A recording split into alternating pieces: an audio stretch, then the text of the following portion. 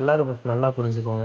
எப்போ லவ்ல வந்து ஒருத்தவங்க வந்து இன்வால்வ் வராங்களோ, யாரு ஃபர்ஸ்ட்டு உள்ள வந்து ஒருத்தங்கள போட்டு, இவங்க தான் சென்டர் பாயிண்ட் அப்படின்னு சொல்லிட்டு ஒருத்தங்கள நிக்க வச்சு, இவங்க எனக்கும் பேசுவான், உனக்கும் பேசுவான்னு சொல்லி நிக்க வைக்கிறீங்களோ, அவன் தான் வந்து உனக்கு ஆப்பு வைக்க போறான்னு அர்த்தம். சரியா? அத உன் ஆள் கொண்டு வந்திருந்தாலும், இல்லை நீ கொண்டு வந்திருந்தாலும், அவன் தான் உனக்கு ஆப்பு வைக்க போறான். சரியா?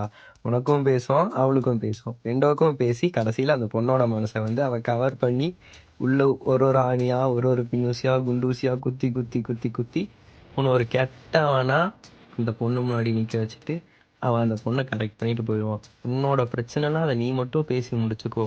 எப்போ இன்னொருத்தனை இன்வால்வ் பண்ணுறியோ அப்போவே உன் லவ்வும் அங்கே செத்து போச்சு, அந்த பொண்ணு உன்னை விட்டு போயிட்டான்னு அர்த்தம். ஏதாச்சும் ஒரு பிரச்சனைனா நீங்களே சால்வ் பண்ண பாருங்க.